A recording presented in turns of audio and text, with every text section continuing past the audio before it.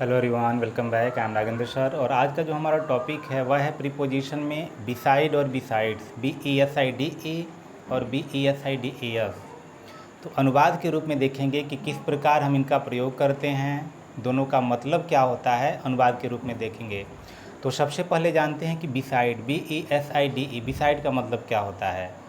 तो बिसाइड की हिंदी होती है बगल में, पास में या समीप में, यानी नेक्स्ट टू। जैसे मैं बैठा हूँ, मेरे बगल में राम बैठा है। मेरा घर यहाँ है, मेरे घर के बगल में राम का घर है। तो जैसे ही अगल बगल या पास में होता है तो उसके अर्थ में यानी उसके लिए हम बिसाइड का प्रयोग करते हैं। अनुवाद के रूप में देखते हैं। जैसे दिया है कि वह मेरे बगल में बैठी है, यानी मैं यहाँ बैठा हूँ, मेरे बगल में वह बैठी हुई है। तो यहाँ बगल के लिए ही हम इस बिसाइड का प्रयोग करते हैं।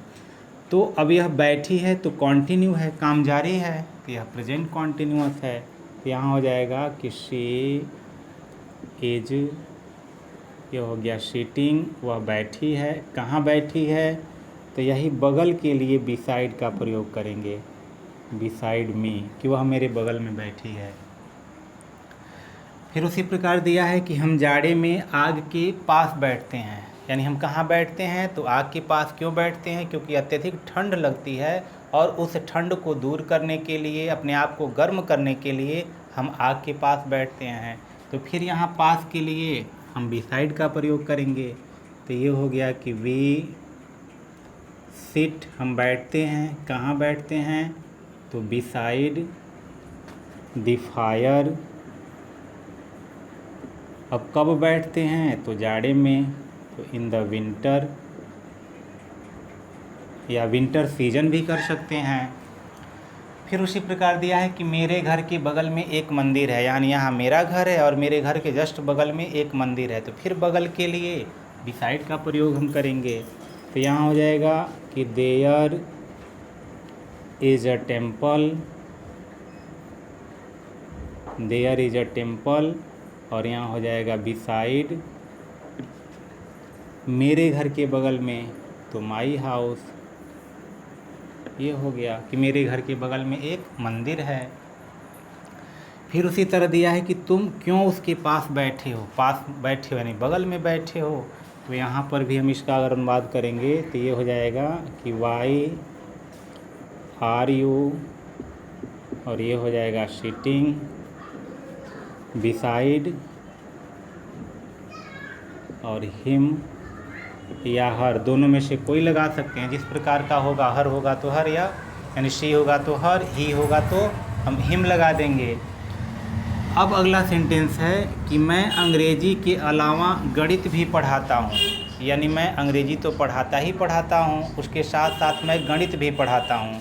तो अब यहाँ पर के अतिरिक्त के रूप में हम बिसाइड्स का प्रयोग करते हैं, BESIDES, बिसाइड्स। इसकी हिंदी होती है के अतिरिक्त, के अतिरिक्त या के अलावा, के साथ साथ। जैसे मैं बाज़ार गया, मैं बाज़ार से आम खरीदा, आम के साथ साथ मैंने सेब भी खरीद लिया या अंगूर भी खरीद लिया। यानी आम तो खरीदा और आम के साथ यानी एडिशन किया, उसमें जोड़ दिया, प्लस किया। तो अब यहाँ उसी अलावा के लिए हम बिसाइड्स का, यानी बिसाइड बगल में और जो बिसाइड्स के अतिरिक्त, इन एडिशन टू के रूप में हम लिखते हैं कि मैं अंग्रेजी के अलावा गणित भी पढ़ाता हूँ, तो आई, और ये हो जाएगा यानी गणित भी पढ़ाता हूँ, तो आई आल्सो टीच मैथमेटिक्स।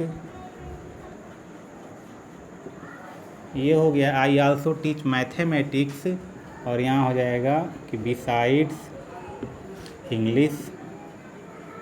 ये हो गया कि मैं अंग्रेजी के अतिरिक्त गणित भी पढ़ाता हूँ। फिर उसी प्रकार दे रहा है कि तुम अंग्रेजी के अलावा और क्या सीख रहे हो, यानी अंग्रेजी तो सीख रहे हो, अंग्रेजी के अलावा और क्या सीख रहे हो, क्या तुम फ्रेंच सीख रहे हो या अन्य कोई भाषा सीख रहे हो।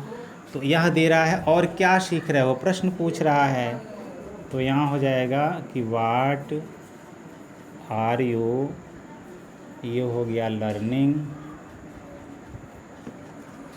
तुम क्या सीख रहे हो, तो यहाँ हो जाएगा बिसाइड्स, यानी के अतिरिक्त, किसके अतिरिक्त या किसके अलावा, तो अंग्रेज़ी के अलावा, तो ये हो गया इंग्लिश और क्वेश्चन मार्क। यानी तुम अंग्रेज़ी के अलावा और क्या सीख रहे हो, तो अंग्रेज़ी तो सीख रहे हो, अंग्रेज़ी के अतिरिक्त कुछ सीख रहे हो, तो इस अतिरिक्त के लिए हम बिसाइड्स का प्रयोग करेंगे।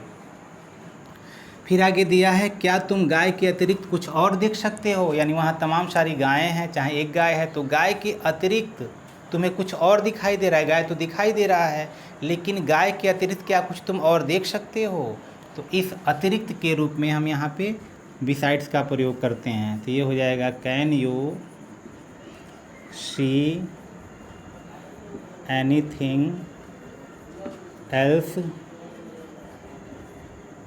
एनीथिंग एल्स, क्या कुछ और तुमको दिखाई दे रहा है, किसके अतिरिक्त, तो गाय के अतिरिक्त, यानी बिसाइड्स, और यहाँ हो जाएगा अ काऊ, यानी क्या गाय के अतिरिक्त तुमको कुछ और दिखाई दे रहा है, यानी तुम देख सकते हो, तो यहाँ पे के अतिरिक्त के रूप में हम बिसाइड्स का प्रयोग करेंगे।